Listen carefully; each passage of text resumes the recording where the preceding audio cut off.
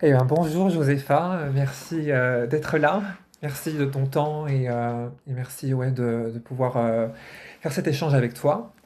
Voilà, moi j'aime du coup avoir ce lien avec ces personnes et créer du coup ces moments-là d'humain où on peut voilà, se rencontrer, échanger sur des thématiques qui me sont à cœur à travers l'art et à travers voilà, la communication et les échanges interhumains.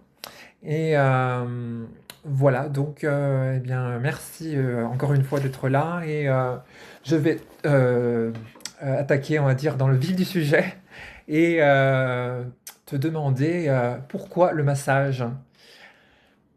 Ok, bonjour Yann. Merci à toi également pour ton temps, c'est avec plaisir que je réponds à cette interview. Pourquoi le massage? C'est assez mystérieux. Comment c'est venu sur mon chemin par différents biais. On va dire que j'ai eu un coup de cœur pour le massage quand j'avais, je crois, à peu près 12 ans, quand on m'a montré la première fois qu'on pouvait masser les trapèzes avec les pouces.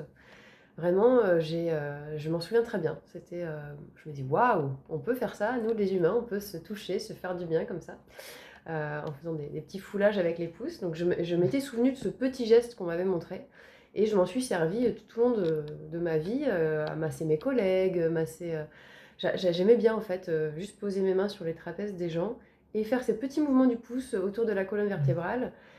Euh, mais sans jamais m'être dit je veux faire masseuse, ou d'ailleurs les écoles de massage ça existe, je m'étais jamais posé ces questions-là.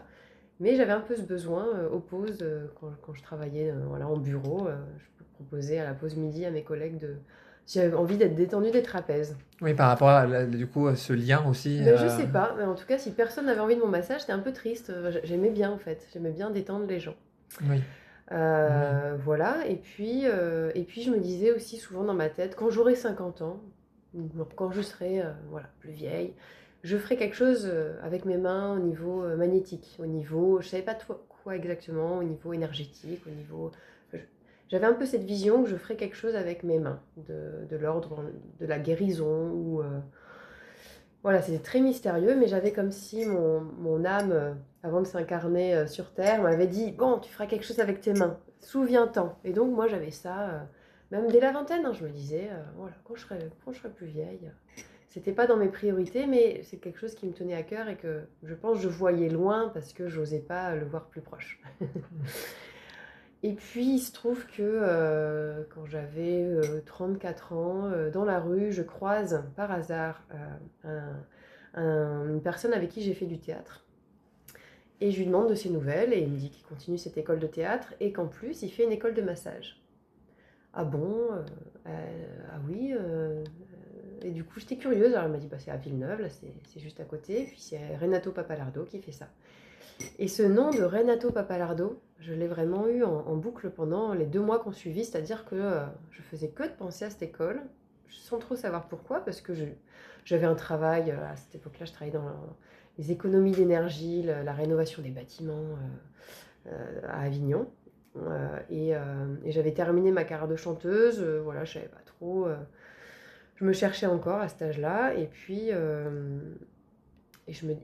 voilà, j'avais un salaire en tout cas, j'avais les moyens si je voulais de me payer cette école de massage. Et je me disais, mais c'est quand même un luxe, parce que j'avais juste envie de la faire, mais pour la faire, pas pour être masseuse. Ça me donnait très très envie, et j'ai mis vraiment du temps à prendre ma décision, parce que je me disais quand même, c'est un luxe de me payer ça, c'était 4 000 balles l'année quoi. Et puis finalement, j'ai fait un premier stage de cette école pour découvrir, et puis il y a une femme qui m'a dit si, si, engage-toi pour toute l'école, pour à l'année, parce qu'après, tu sais pas, peut-être la vie changera, tu n'auras plus l'occasion de le faire. Là, si tu as l'occasion maintenant, fais-le, quoi. Voilà, je savais pas trop, et j'ai demandé conseil à une amie, et elle m'a dit, parce que j'hésitais aussi à. Je faisais de la comédie musicale au Conservatoire d'Avignon, donc encore, voilà, des choses très différentes, parce que je me cherchais, donc je faisais plein de trucs différents. Et j'hésitais entre plusieurs choses, et mon ami m'a dit Josépha, qu'est-ce qui est le mieux pour l'évolution de ton âme? Et personne m'avait posé une question comme ça, genre fais ton choix en fonction de qu'est-ce qui fera le plus évoluer ton âme. Et elle me dit moi je pense que ce qui fera le plus évoluer ton âme, c'est cette école de massage avec Renato Papalardo qu'elle connaissait. Et ça m'a tout de suite fait prendre ma décision. Voilà, je me suis engagée dans cette école. Et en fait, j'ai découvert ce que c'était que le massage au fur et à mesure de cette formation et au fur et à mesure aujourd'hui de ma pratique. C'est-à-dire que je me suis pas dit, j'adore le massage, je vais me former, je vais être masseuse. C'est venu un peu comme ça, de façon assez mystérieuse, comme si Ouais. j'étais guidée en fait. Il y a eu un appel, ouais. Il y a eu un appel, ouais, et puis en fait, en étant masseuse, j'ai découvert que vraiment j'aimais ça et qu'il y avait vraiment un grand sens pour moi de faire ça, mais j'aurais jamais imaginé. Jamais, étant plus jeune, je me serais dit, ça va me plaire. Et en fait, ce qui m'a vraiment amenée Ouais. à exercer, à devenir masseuse, parce que quand j'ai eu ma formation, je voulais toujours pas être masseuse. J'ai été diplômée, tout ça, mais j'osais pas me lancer. Et puis, je sais pas, je voulais aller vivre dans un éco-village. Et je me disais, oui, en fait, j'ai fait cette école de massage en me disant, j'ai envie d'habiter dans un éco-village, mais qu'est-ce que je vais leur apporter? Je suis pas maraîchère, je sais pas fabriquer des choses. Qu'est-ce que je fais plus de concerts, qu'est-ce que je pourrais bien leur apporter en fait? Et je me suis dit, bah, le massage c'est quand même hyper kiffant.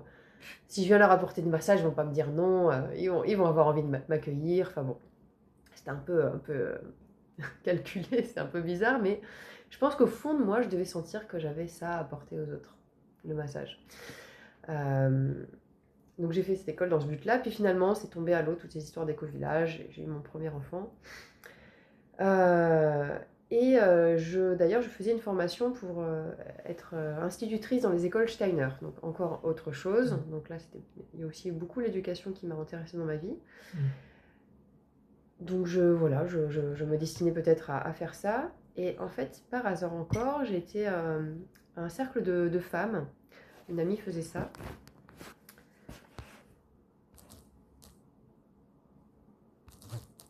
Tout va bien, tout va bien. Ah d'accord, on a été interrompu par un petit incident technique. Et dans ce cercle de femmes, on s'est fait des soins les unes aux autres en se serrant dans des tissus, un peu à la manière du rebozo. Et puis moi, ce que je sentais faire plus que tirer les tissus voilà, pour faire le soin à la femme, c'était de chanter. Je sentais, voilà, les femmes, on était plein de femmes pour s'occuper d'une femme, donc il n'y avait pas besoin que moi je serre des tissus. Et du coup, moi, je chantais. Et je chantais en fonction de ce que la personne avait exprimé avant. Si par exemple, elle était en plein divorce, elle avait des épreuves dans sa vie, ou alors elle était super heureuse dans sa vie à ce moment-là, mais en fonction de ce qu'avait dit la personne avant, de qui était cette personne, j'allais vraiment faire un chant improvisé, un chant personnalisé. J'allais me relier à la personne et j'allais ressentir des émotions et j'allais lui faire un chant dans l'objectif qu'elle aille mieux. Ou pour la porter, pour l'accompagner dans ce soin. Et vraiment, j'ai eu des très bons retours. Les femmes m'ont vraiment dit que les chants les avaient transportées, que même il y en a certaines qui ont pleuré, que ça les avait vraiment libérées. Et d'un coup, je me suis dit, ouais, j'ai peut-être quelque chose à faire dans ce sens-là. Et moi, j'ai vibré fort. J'ai mon cœur qui s'est mis à s'emballer, à me dire, oui, ça, j'aime bien, ça m'appelle beaucoup. Et dans la même période, j'ai aussi fait un soin improvisé à une femme qui avait une prof de chant qui avait mal à la gorge. Et je lui ai fait un soin par imposition des mains au niveau de sa gorge et par le chant. Et en fait, je l'ai libérée. C'est-à-dire qu'elle avait plus de problème à la gorge, de façon assez magique. Et donc, ces deux événements rapprochés, ça m'a vraiment donné une impulsion. Et il se trouve qu'à ce moment-là, j'ai une amie qui me dit, qui est ostéopathe, qui travaille dans un cabinet, qui me dit, bah, y a mon cabinet qui se libère. Il y a une place qui se libère, si tu veux. Tu as un diplôme de massage, tu pourrais très bien venir, pourquoi pas. Et moi, comme je venais d'avoir ces sensations fortes à guérir par le chant, je me suis dit, ben, le massage, ça pourrait être une bonne base. En effet, j'ai ce diplôme et je pourrais très bien explorer voilà, le soin par le chant pendant les massages. Enfin voilà, c'était assez confus à l'époque ce que j'avais envie de faire. Ouais. Et donc, je me suis lancée comme ça. Ouais. Et donc, ça a été cette base, justement, cette expression par la voix et justement, ouais, cette sensibilité, justement, à ouvrir, justement, le chakra de la gorge, en fait, qui t'a permis, justement, aussi, après, d'explorer, justement, aussi le lien, en fait, avec après aussi la pose aussi des mots, aussi. Ah, la poésie. Oui, comment a été fait le lien justement après avec Alors, Alors oui, parce Comment qu'on était... intervient en fait la poésie bonne dans ta question. pratique? Oui, parce que du coup, j'ai fait des massages. C'était plus fort que moi, il fallait que je chante. Voilà, c'était vraiment lié, hein, le chant et le massage. Donc, en fait, j'ai juste suivi mes intuitions. Et la poésie, comment c'est venu? Euh, Bonne question. C'est Est-ce que peut-être tu un m'as... peu de la même manière, c'est-à-dire c'est en massant que j'ai non seulement eu envie de chanter, mais envie de parler, peut-être aussi parce que j'avais des images, en fait, quand je masse les gens, je sais de me connecter à qui ils sont et je peux avoir des images de, par exemple, qu'est-ce qui serait comme animal ou qu'est-ce qui serait comme, dans quel paysage il serait bien. Et donc, j'ai eu envie d'emmener les gens un peu dans des imaginaires pour les aider à se détendre dans le Hmm, massage. Donc, ok. par exemple, je vais dire, voilà, vous allez vous déposer dans la forêt, posez vos pieds sur la mousse. Je sais pas, là, je suis pas dans une phase d'improvisation et je vais faire des rimes. Alors, bon, il faut savoir que j'ai été auteur, compositeur, interprète, donc j'étais habituée à écrire des chansons. Hmm, Donc j'avais cette facilité, on va dire, de trouver des rimes. Et d'ailleurs, je commençais à être... en parallèle de tout ça, j'avais commencé à vouloir improviser du chant en français. Voilà. Et je crois que c'était même... c'était à cette même période où je faisais cette école de massage. Enfin voilà, c'était un peu ouais. où en fait j'avais découvert Ben Mazué en concert et j'avais vu qu'il avait fait une Hmm, chanson totalement improvisée en hmm, français. Et j'avais été très impressionnée et ça, pareil, j'avais vibré fort ouais. en me disant que ça me donnait envie Donc, d'improviser. cette expression en fait par la voix, ça Voilà. vient voilà, de ton lien avec le chant. Et cette poésie, elle vient de mon lien avec le chant. Elle vient aussi, je pense, de la formation que j'ai faite à la pédagogie Steiner, enfin la pédagogie Waldorf, les écoles Steiner-Waldorf. Donc j'ai fait un an de formation à l'école didascalie à Sorgues. Et en fait, on apprend que les enfants, en fait, quand ils sont en école primaire, leur maîtresse va leur créer à chacun un poème. Chaque enfant va avoir un poème personnalisé par la maîtresse, qu'elle va, c'est fou, hein, qu'elle va elle-même écrire pour chaque enfant en fonction de ce qu'elle perçoit de cet enfant Ah oui. et de ce Hmm, qu'elle voit qu'il pourrait développer comme qualité. Et donc elle va utiliser un animal. Elle va pas dire à l'enfant j'ai fait un poème pour toi. ouais, Enfin, elle va intéressant. dire ce poème est pour toi, mais ça parle. Elle va pas lui dire que ça parle de lui. Elle va dire voilà c'est un petit écureuil qui voilà qui a telle difficulté, puis qui rencontre tel ami, puis à la fin il va savoir faire ça. Enfin voilà tout un poème. Et puis l'enfant en fait il va se lier à ce poème, il va le réciter toutes les semaines de l'année en fait, et en fait ça va lui permettre de développer en lui ses qualités.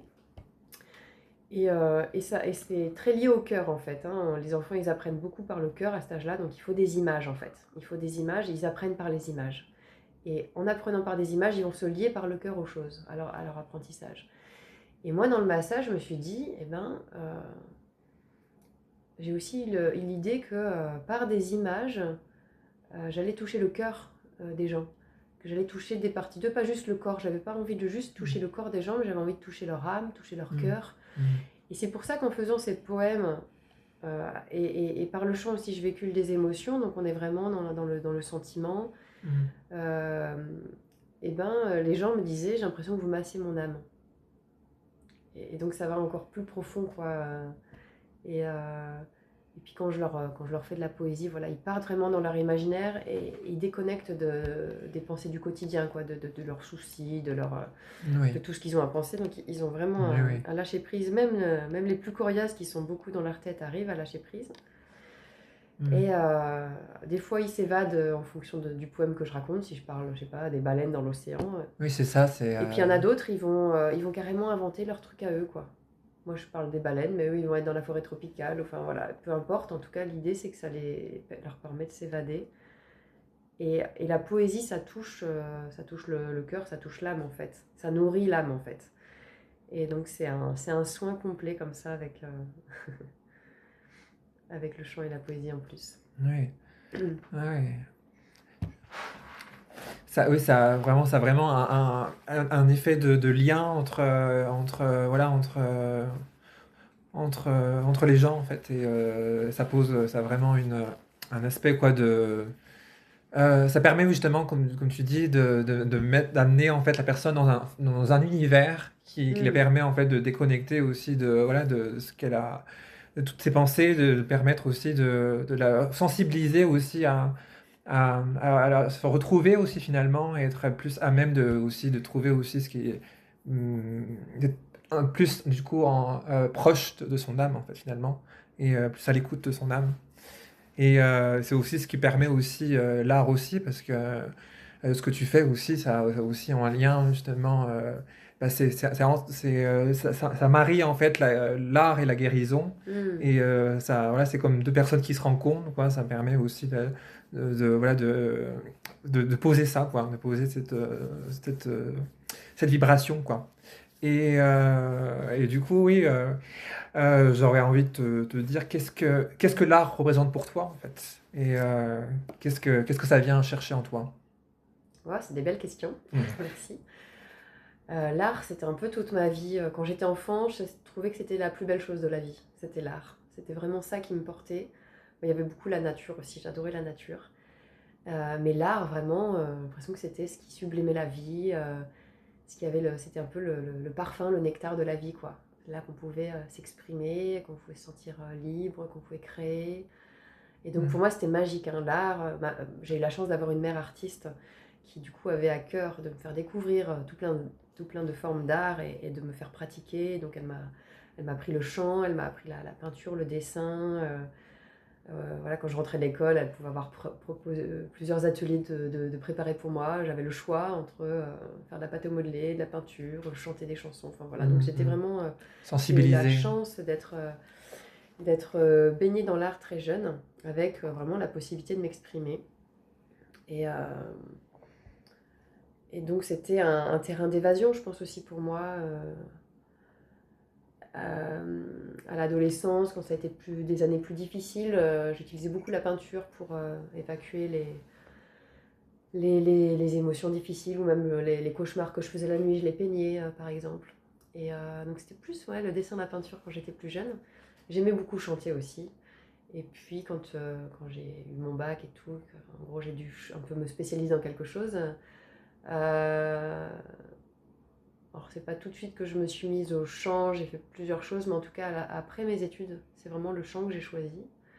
Je vais commencer à écrire des chansons quand j'avais 20 ans et j'ai eu envie de faire quelque chose de ça, de ces petites chansons, de faire un projet. Donc là j'ai plus creusé et l'art à ce moment-là de ma vie, c'était toute ma vie. C'est-à-dire que même mon nom de scène, c'était presque devenu moi. C'est-à-dire que Josépha la chanteuse avait pris le pas sur Josépha enfin, en gros de la vie privée quoi. Mm. J'avais Mm. presque plus beaucoup de vie privée, pas tellement d'amis. J'étais surtout obsédée par percer dans la chanson, par me faire connaître, par Ok. voilà créer tout mon projet. Et c'était vraiment, ça a pris une grande ampleur. Et jusqu'à ce que je me rende compte que j'étais pas si heureuse en fait. Et que là, bah, je suis plus passée en mode euh,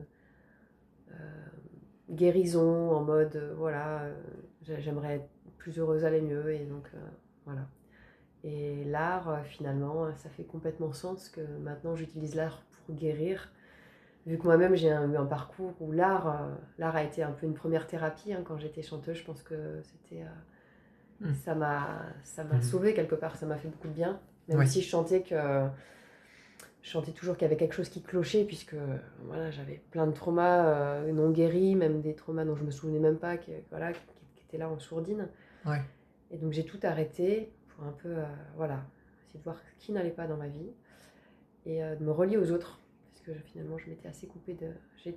J'avais plein d'amis Facebook, mais j'étais assez coupée du monde. Enfin, Mm. j'avais pas d'amis proches. Enfin, voilà, j'étais assez isolée finalement. Mm. Et, et aujourd'hui, ça me manque pas trop les concerts, tout ça, parce qu'en fait, quand je masse, je chante, donc finalement, je peux m'exprimer au niveau artistique quasiment quotidiennement. Et finalement, mon art maintenant se glisse dans mes massages, c'est-à-dire que je vais créer des massages vraiment à ma sauce. Donc je vais être, je suis pas un protocole dans mon massage, donc j'improvise. Et Ouais. je me suis jamais dit, je fais d'abord ça, puis ça. À chaque fois, je suis libre. Et puis, si je trouve des choses qui vont bien, bah, je vais souvent les répéter, mais pas parce que je les ai apprises par cœur, juste parce que le, Oui. ça s'enchaîne de façon fluide. Et voilà. Après, j'aimerais j'aimerais quand même à un moment donné, déjà j'aimerais refaire un spectacle de clown parce que j'ai aussi été, j'ai fait un solo de clown au Festival d'Avignon en 2021. Ok. 2020-2021, j'ai monté un solo de Ah, clown avec un metteur en scène, Charlie Lantier. Et c'est un spectacle qui m'a vraiment guérie. Donc là encore, je ne le savais pas quand je l'ai fait ce spectacle, hein, mais j'avais un grand sentiment d'échec de mes 7 ans d'années de chanteuse, parce que j'avais pas percé, voilà, puis que j'avais arrêté, puis vraiment j'étais frustrée, voilà, j'étais en échec par rapport à tout ça, alors que ben, on pourrait le voir d'un autre... on pourrait voir une réussite là-dedans, mais bon, voilà. Et du coup, grâce à ce spectacle, j'ai pu... c'était un moment de pivot dans ma vie, parce qu'en fait, je me moquais, dans la première partie du spectacle, je me moque de moi, la chanteuse qui veut plaire, qui a un masque et qui n'ose pas se montrer, ouais, etc. ouais, Puis en plein milieu du spectacle, je craque. Et là, en gros, je m'effondre. Et qu'est-ce que, en fait... donc c'est assez drôle d'ailleurs, ce moment-là du spectacle. Et en fait, je vais me transformer en chamane. Mm. Et là, j'ai fait intervenir mon tambour que j'ai commandé pour ce spectacle. Mais au final, mon tambour, aujourd'hui, je m'en sers dans mes massages et c'est un tambour de soins. Et donc, dans ce spectacle, je passe de l'artiste de scène Ouais, à la guérisseuse. ouais. C'est le clown chaman aussi. Voilà. Mm. Donc, en fait, moi, quand j'étais petite, je me disais, je vais être clown et sage dans la vie. Et en fait, je suis en train de me rendre compte, je suis en train de devenir ça. Parce que j'ai toujours ce projet de faire un autre spectacle de clown par rapport au sujet de l'inceste. Donc, c'est un sujet assez lourd. Je ne sais pas si je vais y arriver. Je ne sais pas si c'est adapté le format clown. Mais comme ça a été très très beau, ce solo de clown que j'ai fait, qui était très profond, c'est vraiment un clown... c'est pas comme on peut avoir l'image. D'ailleurs, j'avais même pas donné de clown pour ce spectacle. Mais c'était un spectacle quand même drôle, mais aussi très très profond. Et je pense que j'essaierai de faire un spectacle sur ce thème qui n'est pas tant abordé. Donc, continuer d'utiliser mon art, mais là, ça sera plus pour plaire, ça sera plus un art pour me faire connaître, pour me montrer, pour exister aux yeux du monde. Ça sera vraiment un art pour être au service, pour aider les gens à s'en sortir de ce sujet de l'inceste qui touche énormément de gens. Donc, thérapeutique. voilà. Un spectacle qui sera, je pense, aussi thérapeutique pour moi. Et puis, et pour ceux qui seront présents. Oui. Et après, j'ai aussi comme projet peut-être de reprendre des concerts, de faire des concerts de chants improvisés, peut-être du chant sacré, faire des concerts de... En tout cas, les chants que je fais en massage, je les trouve beaux et je me dis, il faudrait peut-être que j'en fasse autre chose que juste pendant les massages, et alors soit sous forme de concert, soit sous forme de soins uniquement par le chant. Je sais que ça se fait aussi. Enfin voilà, c'est foisonnant dans mon esprit. Et l'art, en tout cas, est toujours là, quoi, dans ma vie. Et alors, tu dis que l'art, ça t'a permis aussi de prendre conscience de certains schémas, de certains traumatismes que tu peux avoir par rapport à ton corps et tout ça. Et ça a permis aussi de mettre le doigt sur certaines choses, a permis d'alléger, je pense, certaines choses aussi et de comprendre certaines choses par rapport à ton rapport à ton corps. Oui, bah l'art, Et ouais. L'art, ouais, ça a été transformé, enfin ça a permis de transformer. Je pense que l'art permet de transformer les choses. Les choses difficiles, par l'art, on les transforme en des belles choses, en des choses oui, créatives, qui ont du sens. ouais. Et le corps, oui, c'est intéressant parce que quand Bah j'étais artiste de scène, quand j'étais chanteuse, je voyais bien sur les vidéos que j'étais pas très à l'aise avec mon corps. Alors j'adorais danser tout ça, mais il y avait de la raideur dans mon corps. J'étais un peu comme empotée. Qu'est-ce que je fais de mes mains? J'avais une aisance et à la fois ça se voyait qu'il y avait... j'étais pas libre dans mon corps en fait. Mais je me rendais pas forcément bien compte. Maintenant, avec le recul, si je vois une vidéo de moi qui chante sur scène, je vais le voir. Et en fait, je suis venue au massage malgré moi presque. C'est-à-dire que j'étais pas confiante de pourquoi je me dirigeais vers le massage. C'était le chemin de mon âme et je pense qu'au fond de moi, je savais, ou mon ange, je sais pas, me guider, mais en tout cas, plus j'avance, plus c'est une évidence. Et c'est une évidence justement dans ma relation au corps. Quand j'étais enfant, j'ai été sportive. Voilà, on va dire que je me servais de mon corps. Mais une fois que j'étais à la fac et que j'avais plus mon père derrière moi pour me dire de faire du sport, j'ai complètement arrêté le sport. Pendant 5 ans d'études, j'ai pas fait de sport.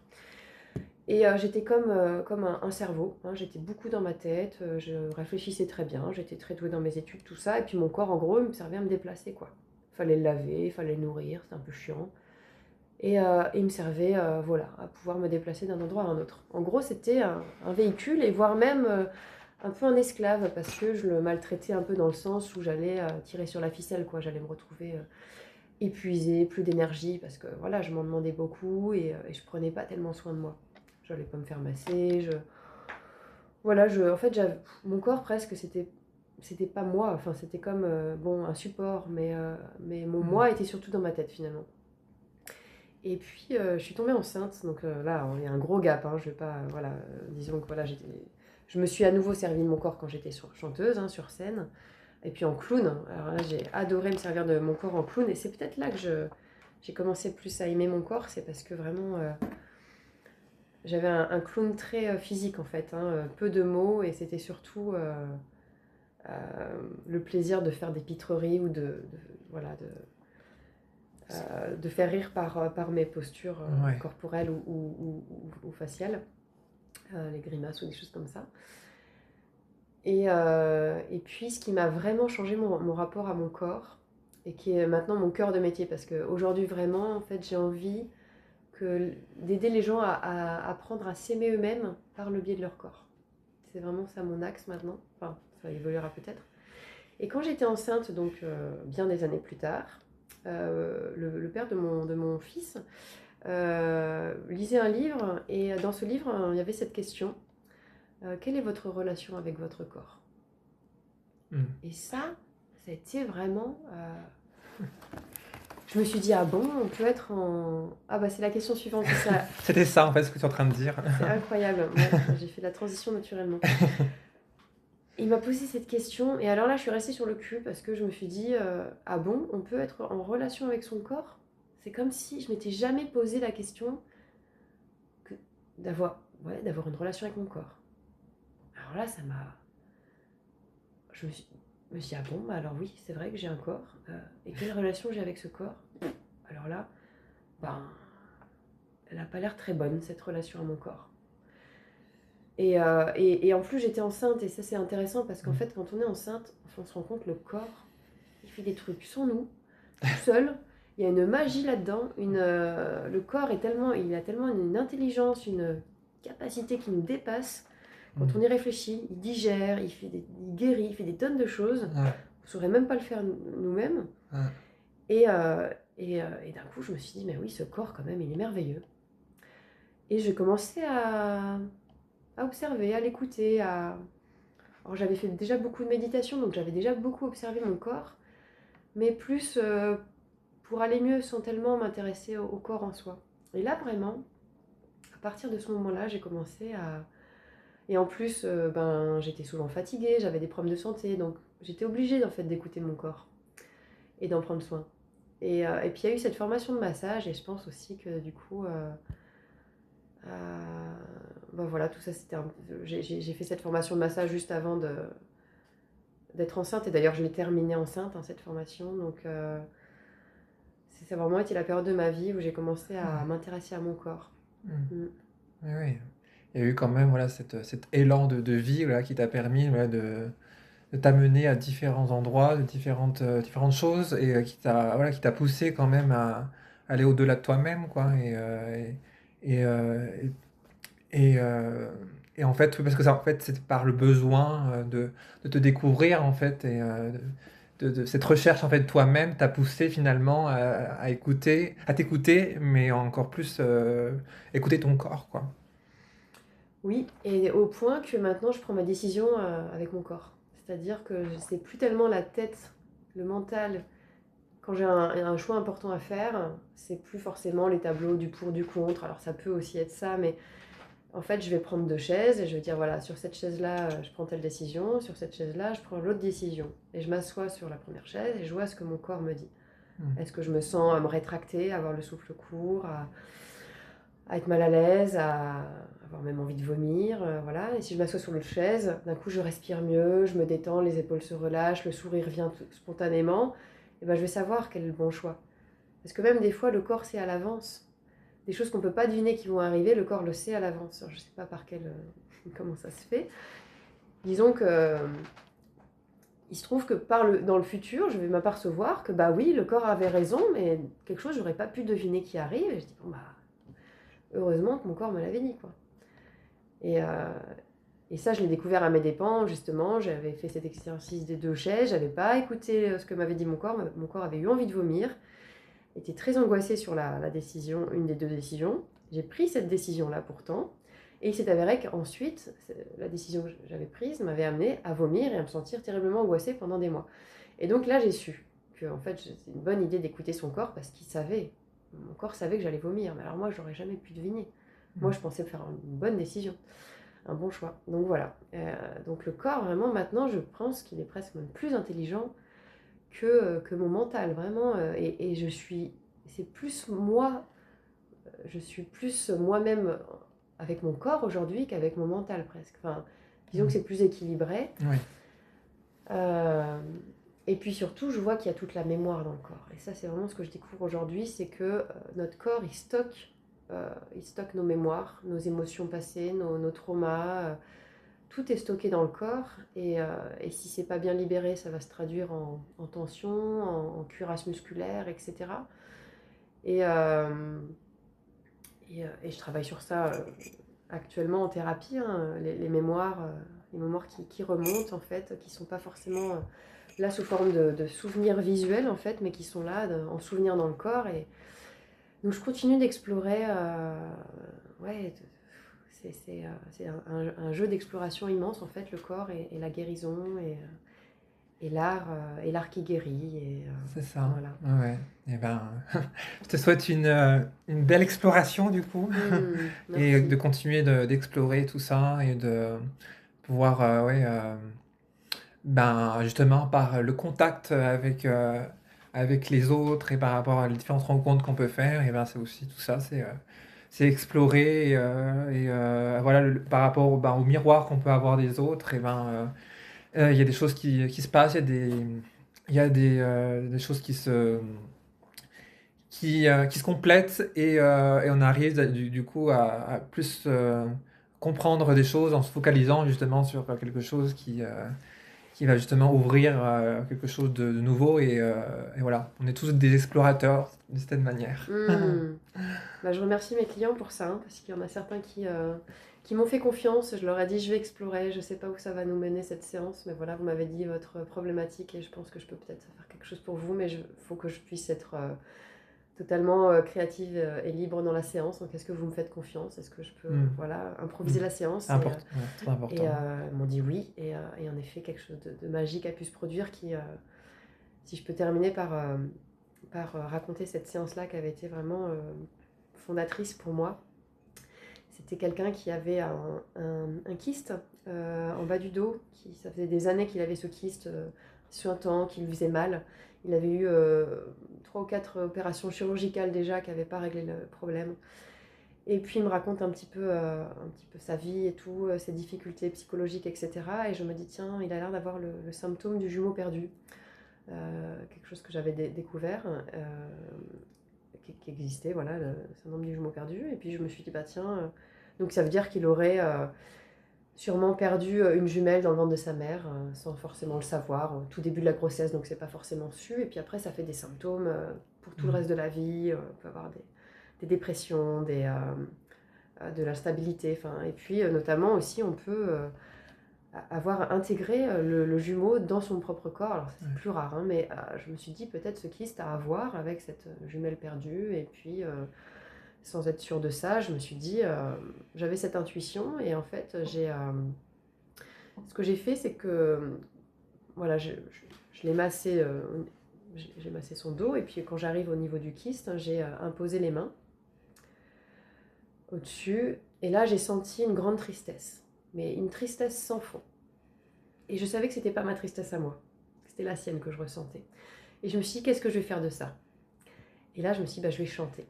Je vais chanter ce que je ressens. Et ça, ce que je savais très bien faire sur scène avant, quand j'étais chanteuse, c'est pour ça que j'ai voulu faire de la scène au départ, c'était pour donner des émotions aux gens. J'arrivais très facilement à sentir des émotions et à le traduire en chant. Et c'est pour ça que j'arrivais facilement à improviser. Si quelqu'un jouait de la guitare, j'allais me connecter à l'émotion que ça allait me faire et j'allais chanter. Et là, j'ai fait la même chose. J'ai senti sa tristesse et j'ai commencé à faire des chants de lamentation, à faire des chants un peu douloureux. Enfin voilà, j'ai exprimé cette tristesse. Et lui, en fait, ce qu'il m'a dit à la fin de la séance, après coup, il m'a dit, en fait, j'ai entendu ma tristesse. Lui, il était dans une dépression et il était, en fait, il prenait beaucoup de cannabis. Je sais plus s'il y avait des médicaments en plus, mais en tout cas, il se coupait de ses émotions par l'alcool, par le cannabis, par différentes choses. Il était coupé de ses émotions, coupé de lui-même. Et en fait, il n'avait pas accès à sa tristesse, du coup. Il ne pouvait pas guérir de cette tristesse parce que voilà, il n'y avait plus accès. Et là, par le chant, il a été en contact avec sa tristesse et il a pleuré. Ce qu'il n'arrivait plus à faire, à pleurer. Donc il s'est mis à pleurer pendant le massage. Et là, j'ai parlé. J'ai dit, voilà, on va dire adieu en fait à cette jumelle. Bon, je l'avais un petit peu parlé du coup de mon intuition. Et j'ai comme symboliquement pris cette cadavre de jumelle dans ma main. Et puis je l'ai mis à la terre. Et j'ai dit, voilà, maintenant, on la rend à la terre. Et on s'en sépare. Et donc il pleurait. Puis il lui a dit adieu. Et en fait, suite à cette séance, en moins d'une semaine, il est revenu me voir une semaine après, son kyste avait séché et il n'y avait plus rien. Il n'avait plus aucune douleur et en fait, ça a disparu. En quelques semaines, ça a disparu, alors que ça faisait des années qu'il avait ça. Et donc, bon, ça confirmait que mon intuition était bonne. Et donc, finalement, ce que je fais, voilà, ce que je peux faire, en tout cas en guérison par le chant, c'est imposer les mains, sentir ce que le corps a à dire, écouter le corps. Chanter l'émotion que je ressens ou parler au corps, dire ah ça a été dur, t'as beaucoup souffert, t'as été opéré, ça a été difficile, t'as eu mal, oh, et je me mets en empathie avec le corps. Ensuite je fais une prière, j'appelle souvent la Vierge Marie pour demander guérison pour la personne en fait. Donc j'appelle mon guide principal, voilà, je me mets en lien avec les êtres supérieurs et je demande guérison. Et ensuite je vais faire un chant de consolation. Où là ça va être un chant comme une berceuse pour un petit enfant en fait. Je vais vraiment consoler le corps de ce qu'il a vécu et masser tout doucement et vraiment voilà, faire des chants très doux et ça en fait ça a pu enlever des douleurs, ça a pu vraiment faire des petits miracles en fait, voilà, c'est une méthode que j'ai découvert en faisant. Oui. En faisant. Oui, par l'expérience. Par aussi voilà, par les clients qui me font confiance. Oui, oui. Donc voilà où j'en suis aujourd'hui. Si tu m'interviewais dans plusieurs mois, j'en serais sûrement encore ailleurs. Mais en tout cas, aujourd'hui, j'en suis là. Voilà. Tu en es là, voilà. En tout cas, ouais, merci beaucoup pour la richesse du coup de ton expérience et du coup par l'écoute voilà, de ton intuition et de ton ressenti et voilà c'est très important et le plus possible pour pouvoir avancer avec le plus de légèreté possible, voilà, du coup d'être à l'écoute de son corps. Et donc voilà, s'il y a un message, c'est ça, c'est être à l'écoute de son corps, quoi. Merci Josépha. Merci Yann. Et tu découvriras bientôt ce massage. Voilà. Et merci à ceux qui nous ont écoutés jusque-là. Ben oui, voilà, on les remercie tous et voilà. Merci de votre écoute et à une prochaine.